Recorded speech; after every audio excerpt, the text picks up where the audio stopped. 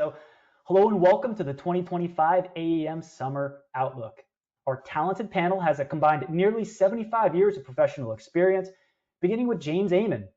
James is a senior meteorologist at AEM. He's been with AEM Earth Networks since 1995, providing worldwide forecast and managing weather data quality processes.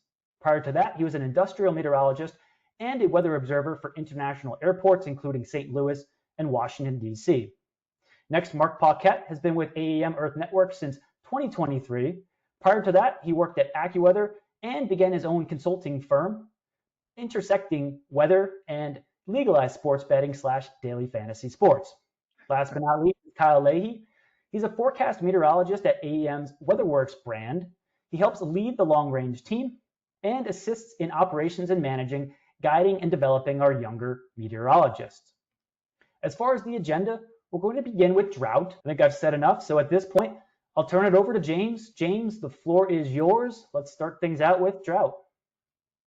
Right now. This is a map that's updated in the middle of each week. Here's the latest one from the U.S. Drought Monitor. And you can see it's a Dr. Jekyll and Mr. Hyde kind of thing. The eastern and southern parts of the country really don't have much in the way of drought, except for little small areas perhaps down in Florida. But if you look at the western part of the country, wow, it's a different story. We have severe to exceptional. That's the deepest layer, the D4. That's about as deep as you can go. Very deep drought from southwest Texas back from both the hill country back to the Trans-Pecos. We also have level 2 to level 3 drought. That's extreme to severe drought across almost all of Arizona and New Mexico. We have considerable drought areas, D1 to D3, from Southern California into Southern Nevada. We also have large areas of drought across Utah and western Colorado. There's big areas of moderate to severe drought across most of Nebraska, southeast Wyoming. Seeing a little bit of that now spreading up into South Dakota. And there's also another large area of drought and spreading drought that's up across Montana and parts of northern Idaho, even a few little bits of drought in the Pacific Northwest as well. Moving along here, we zero in on the state of Nebraska. If you look on the left-hand map there, that dark green color, those are the counties that produce the most corn crop in the nation. As the United States is a big ag producer, one of the major industries in this country, and corn is one of our top producing crops. And you can see that the corn belt covers Illinois, Iowa, southern Minnesota, and goes into the eastern half of Nebraska there. The red stippled areas or striped areas, that's drought. And you can see that Nebraska has had a lot of drought here in the last few weeks and months. Over 40% of the corn acres in Nebraska are in this severe or extreme drought area. And you can see that that's 21% of the corn in the entire nation is in drought conditions right now. Now, thankfully, in Nebraska, about almost 2/3 of the corn has irrigation, and so that helps. But this dry weather has really put a strain on those irrigation systems. They're having to run the pumps, a lot of maintenance and that kind of things. We have seen some recent rains in the last week or two that have helped a bit in some areas of Nebraska, but still something to be watching on. There is some stress on the corn in Nebraska, and we may have to worry about it a little later in the season in parts of western Iowa as well.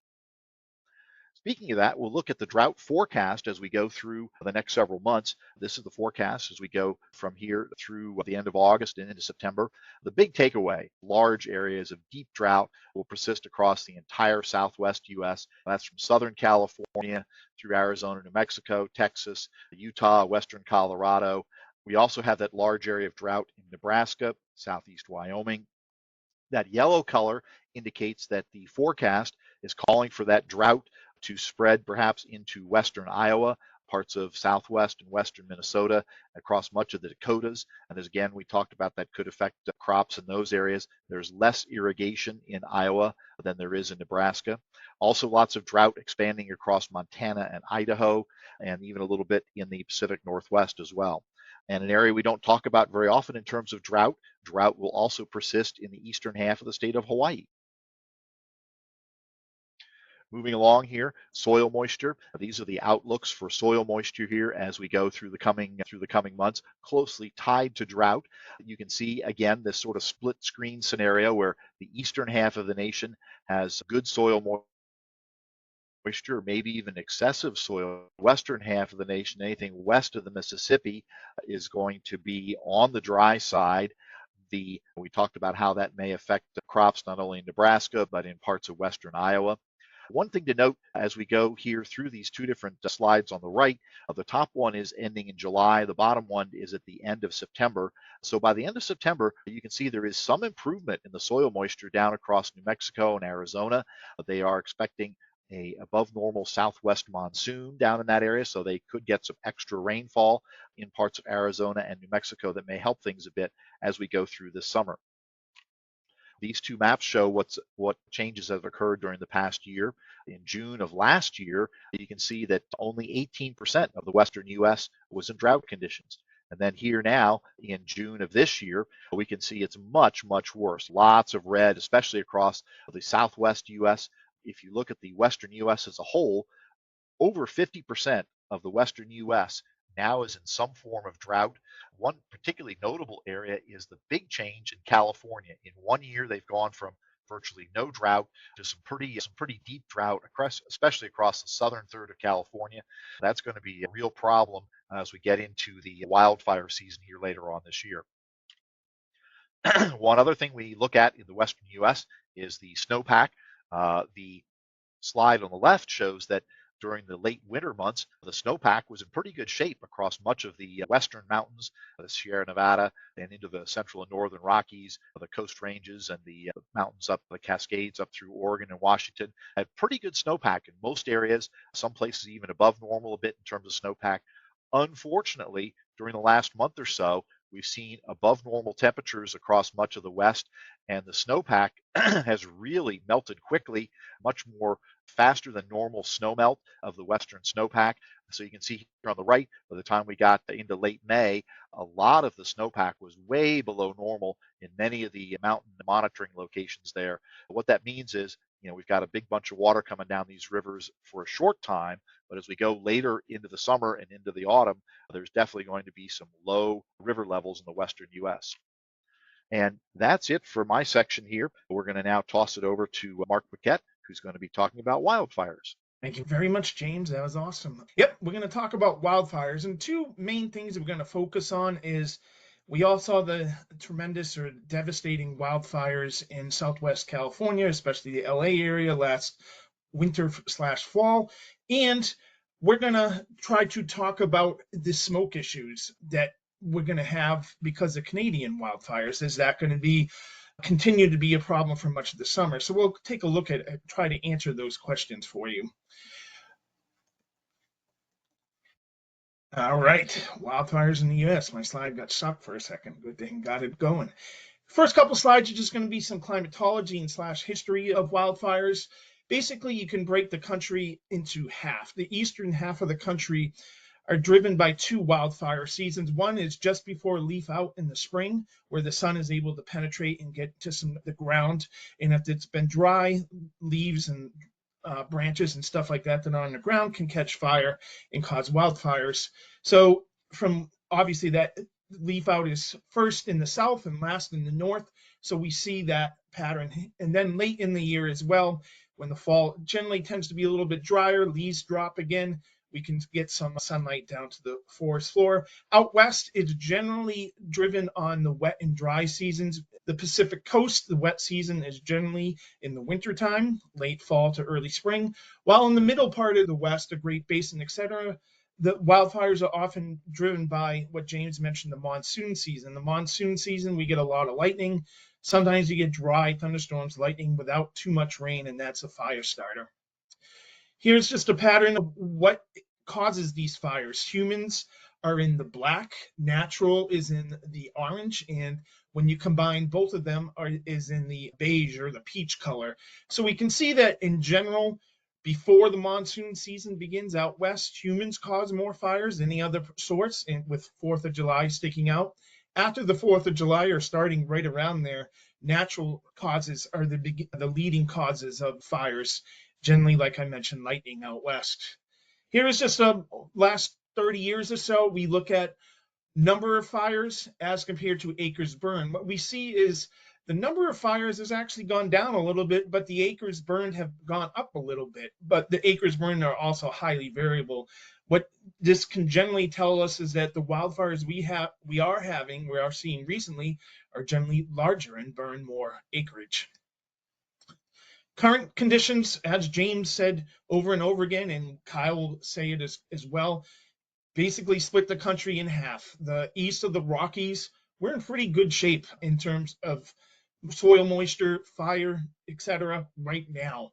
Out west is the problem. And as Kyle's going to talk about, the weather pattern is not going to help the west too much this summer. That's going to be a main point here.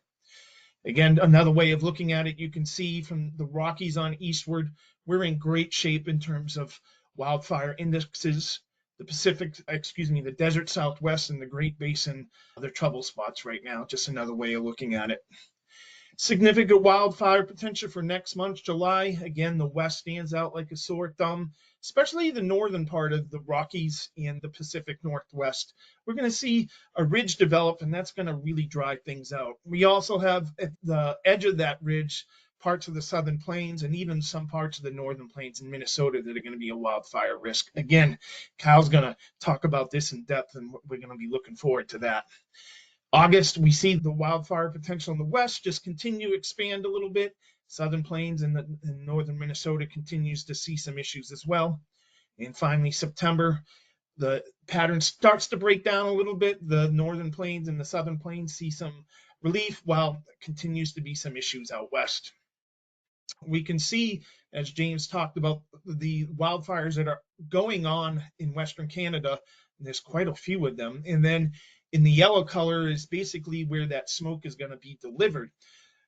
Kyle's going to talk about a ridge in the west. What happens when you have a ridge in the west? The air flows around it, and it goes around on the backside of it. It comes from northwest to southeast, and that smoke is going to be directed towards the Great Lakes, the Northeast, the Northern Appalachians. So that's going to be a thing that we're going to be battling all summer long. Anytime we have a northwest flow pattern, the smoke is going to become an issue.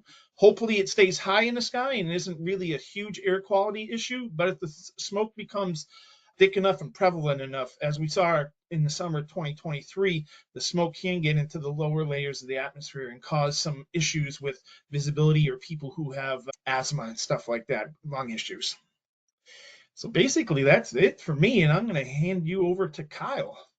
Now that we've gone over stuff like drought and wildfires, now we are going to talk about just the temperature and precip that we're going to be looking at that is likely going to exacerbate some of those issues in parts of the country, especially the West. So in terms of the outlook factors, what we mainly look at are sea surface temperatures, which kind of play into ENSO, so El Nino and La Nina. Then we'll also look at different analogs, so years that are similar to this one. And then we'll also look at some climate models, some that we have, some that Canada have, and then also just what the CPC is thinking, or just NOAA. So in terms of sea surface temperature anomalies, we are still in the negative phase of the Pacific Decadal Oscillation. So I'll explain. A negative phase is pretty much when you have warmer waters near Japan, so in the western portion of this picture here, and then cooler waters off the west coast, which you can also see. Now, given climate change, what often happens and what's been happening over the last few years is you just go from very warm water near Japan to just less warm water near the west coast, which is the case here. There isn't a really well-formed dipole where you have very warm water and very cool water in like the Gulf of Alaska, but regardless, it's still negative. So that's basically just a continuation of the pattern that we've been seeing for quite a while now. I would say since probably 2021. So in terms of ENSO, so La Nina and El Nino, if you look near the equator, so stretching from near the northern South American coast all the way to north of Australia, there's not really that much of a signal. So we've pretty much reached a neutral phase. So suffice it to say, there isn't really that much of an impact from ENSO this summer. I think that we're still going to be dealing with some residual La Nina impacts. So again, a lot of what we've been seeing, I'll show the temperatures, not really that much of a change. And then in terms of the Atlantic, which doesn't have too much of an impact for summer other than tropical stuff, which we're not going to get into explicitly, but we still are seeing a warm Atlantic, warm Caribbean, warm Gulf. So all else being equal, you're likely going to see a slightly more active season. In terms of the forecast, so what we'll be looking at for the rest of the summer, if we toggle back, there really isn't that much of a change. So you still have those warm waters near Japan, slightly cooler waters near the West Coast with perhaps near normal, if not slightly below normal off the coast of California. So that negative PDO feature is still remaining the same. And it does look like we might see a very weak La Nina, or what's known as a cold neutral ENSO, develop, where you technically have below normal sea surface temperatures, but they're not cold enough, so they have to be below half a degree Celsius, stretching from 180 all the way to 150 west. So what's known as Nino 3.4, that region in the Pacific. So we're likely going to be looking at cold neutral conditions in the Pacific. So overall, not really all that much of a change from what we're seeing now. We're not expecting any large scale changes to sea surface temperatures. And if we look at some forecast projections, so this is basically just a conglomerate of basically every single model that does predict this stuff. You have some dynamical models, which are closer to the models that meteorologists use to predict the weather on a day by day, week by week basis, and then some statistical models. Overall, though, same kind of deal here. We're likely going to be looking at, by the time we get towards July, August, September, slightly cooler than normal. There's a low chance of a warm neutral or even a weak La Nina, but I would say generally status quo. We're not really expecting that much to change, even by the time we get into winter. So now we're going to be dealing with precipitation. So these are years that are analogous to the one that we're likely going to be experiencing. So you have years like 2020, 2021, 2013, 2018. So these are years that we think have some predictive value. And looking at them, there are, I would say, three larger signals here. So you have a quite wet summer likely on the way for the Gulf Coast, Southeast, all the way up into the Ohio Valley and Northeast, and a pretty decent dry signal for the Northern Rockies, Upper Midwest, into parts of the Mississippi River Valley, so like Missouri, into Iowa, Illinois. It gets a little bit more washed out by the time we get into the Upper Midwest, but generally the way you have to look at these are just areas of some sort of signal. So I wouldn't look at that slightly above average precip in Iowa and think it's going to be wet. It's large most of the time with these larger scale predictions. You just want to take things in a broader scale. And then we're also seeing a slightly more active monsoon than normal. We already have seen a pretty active monsoon so far. There was some pretty legit rain in Arizona within the last month. So we do expect that drought that is ongoing there to perhaps lessen a little bit. But by the time we get into the Rockies, parts of the plains, we do expect it to continue to get worse. If we look at some models here, so the NMME is basically just a mix of the CFS, so the American model, and the CANCIPS, which is the Canadian model. So it's a pretty big blend. And it does show a very similar signal where you have that kind of drier signal for most of the Northern Rockies, Upper Midwest, Northern Plains, and a wetter signal for the Southeast, Ohio Valley, and Northeast. And then when we look at what NOAA is thinking, again, it's pretty much the same. Below average precip for most of those regions that we were talking about, and above more active monsoon than normal, and this nice belt of higher precip by the time we get along the eastern seaboard. So what is nice is that when you have stuff like the analogs, so what we're thinking, just straight up computer modeling and the National Weather Service, when all three of those line up, it does provide a bit more confidence than normal. So I would say for this kind of signal, we're quite confident in this happening. Then once you get to temperature, I feel like this has been the case for years now, where we just have a warm west and a slightly less warm east with not much in the way of cooler weather. I guess if there was anywhere that was going to be closer to normal, it would be like the Gulf Coast, Southeast. But the thing is that it's already so hot that time of year that you're not really dealing with a cool summer. You're just dealing with a pretty average summer. So that ridge of high pressure in the west, definitely going to be a factor. So we could definitely see some heat waves over there. And then what often happens is that you get that heat, it ends up getting whisked to the east. So you could be dealing with some pretty legit heat by the time you get into the Midwest and Northeast. It's probably just not going to, like, the frequency of it just isn't going to be as high, and the extremes probably just aren't going to be there. It's also going to be difficult to get number-wise very high heat, highs over 100 in places like New York City or whatnot, because it's probably going to be so wet. So you could be dealing with a lot of very muggy, hot days, but the odds of you getting highs in the hundreds are going to be slightly lower than normal just because of how wet it is. In terms of modeling, again, very similar signal here. Most of the heat is going to be in the west, but you could see how when you have that westerly flow, it gets pushed into the east. And then, although not particularly cool, we do see that heat start to subside by the time you get to the southeast. And again, the National Weather Service largely agrees. It is a little bit different. Like, they have a somewhat less hot signal in the upper Midwest, but they do have cores of heat, one in the west and one in the northeast. I do think I wouldn't exactly bet on there being lower probabilities of higher than normal in places like Iowa, a lower shot of that happening than somewhere like Georgia or Alabama. But regardless, those cores of heat do remain the same. I would say that given the odds of wetter than normal weather in the Northeast, along with heat, I could say that the odds of oppressive heat, like high heat indices, and as we'll get to, wet bulb globe temp, are going to be higher in places like the Northeast. So I think that definitely stands. But regardless, I think that along with precip, there is quite a bit of agreement here. I would say that there's pretty high confidence in something like this occurring where you have most of the heat in the West and that heat getting pushed towards the east with a little bit of relief, I guess, by the time we get to the Gulf states. And then I'm pretty much done here, so I will turn it over to Rob. And without further ado, let's open the floor to Q&A and let's see what we have here lined up.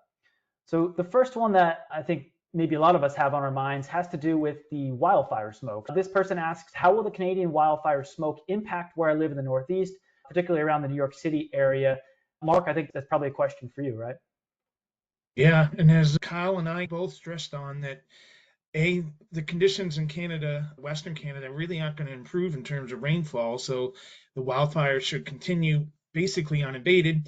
And B, Kyle talked about the ridge as well, which that's going to continue to cause west-northwest flow into much of the eastern half of the country. So smoke issues will become a problem. Now, the question is it going to be high in the atmosphere and all it's going to cause is some visibility issues, or will it get thick enough and low enough to cause some issues with breathing or people that have problems with moderate to dangerous air quality? That's more difficult to determine. It really would take persistent northwest flow for days or even a week in an end to really cause that really poor air quality to move into places like New York City or Chicago. But that is certainly a concern.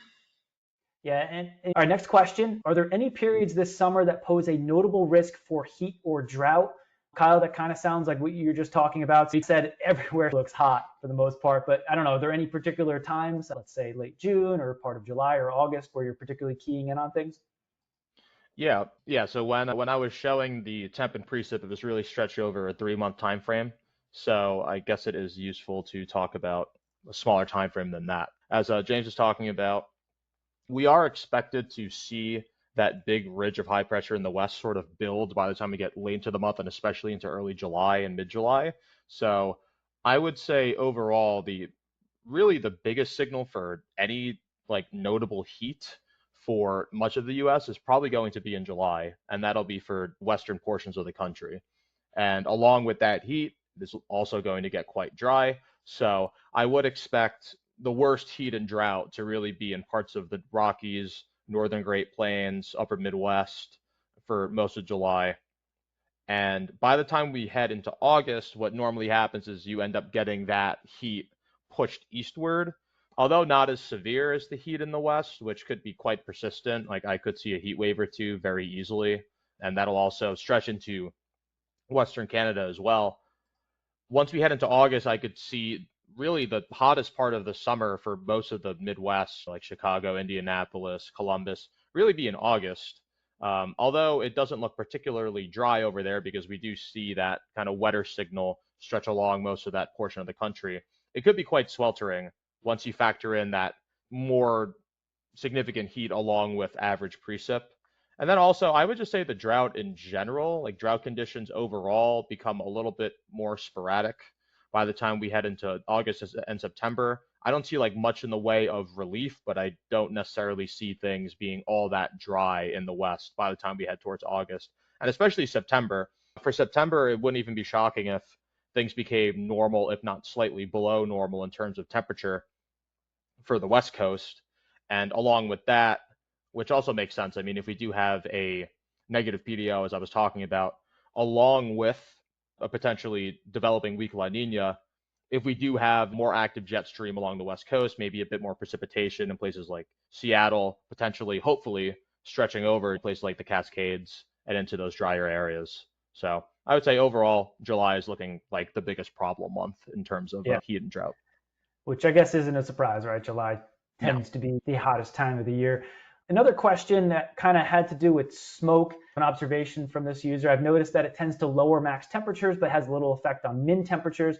Do you think that this will lead to some cooling signal towards the southeast? And Mark, you could probably answer this real quick. Yes, in general, smoke will inhibit some of the sun's rays. Thus, it has a net cooling effect, particularly with high temperatures. If anything, it might actually raise low temperatures. But overall, smoky skies, especially the thicker it is, does have a net cooling effect. But Mark, do you think there's anything notable with that, particularly for the southeast in this question, or is it minor and transient through the course of the summer? Yeah, I think you hit the nail on the head here. You can think of smoke as almost like a high cloud layer that sort of filters out the sun a little bit, where during the day it does somewhat limit the high temperatures, maybe by a degree or two, but maybe the more noticeable part is at night is it will blanket in a little bit of the heat that's trying to escape, so make the nights a little bit warmer as well. But yeah, I think as James talked about with a persistent northwest flow in New England, I don't know if we're ever going to get a days on end type of northwest flow into the southeast, say Atlanta or something like that. So it may not just be a transient type of thing down there. For New England, it's more of an issue. This question ties in nicely, Kyle. I'll let you maybe elaborate more. This one says, hey, the forecast is wetter than normal in the east-northeast. Will that affect the potential movement of hurricanes up the coast through the Northeast and New England? So a tropical / long range precipitation pattern question. What are your thoughts on that with the hurricane and tropical potential in the Northeast this year? Yeah, so what's interesting is that looking at a lot of these years, there are some active ones in there, but when we were initially doing some deeper diving into the analogs, it didn't seem like that large above normal precip signal was explicitly tropical. You can definitely see that in July too. Like July is quite a wet month, but you're not really getting all that much activity.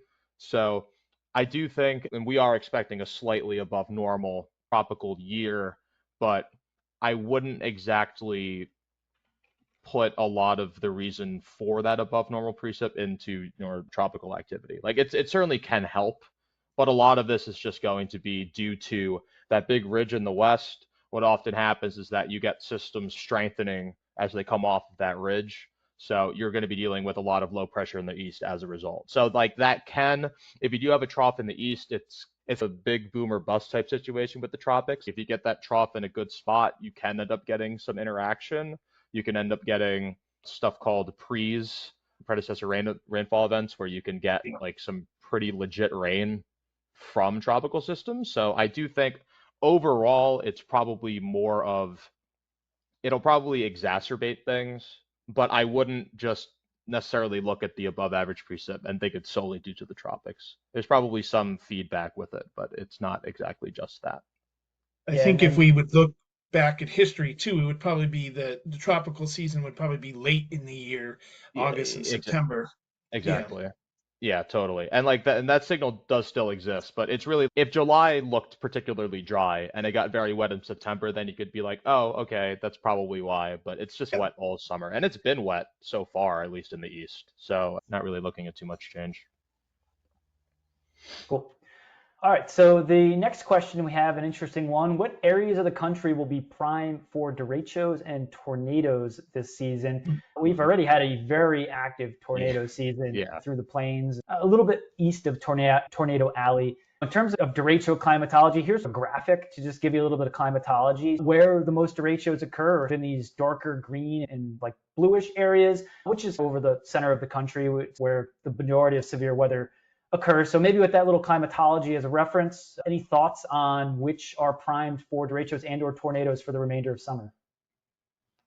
I think that given the ridge in the central U.S. scenario as being one of the more prevalent patterns we'll see this summer, what you'll end up with, as we talked about here, just in the next 2 to 3 weeks, you can see these large thunderstorm complexes developing over the Dakotas and then heading to the east and the east-southeast, moving across Minnesota and then perhaps Wisconsin, Michigan, the Great Lakes area, perhaps northern Illinois, and then perhaps over into the eastern Great Lakes and the northern part of the Ohio Valley. Now, you would sense that area, the northern end of the map that you showed there, or the northern half of it, that might be an area that would be at risk for a derecho at some point this summer.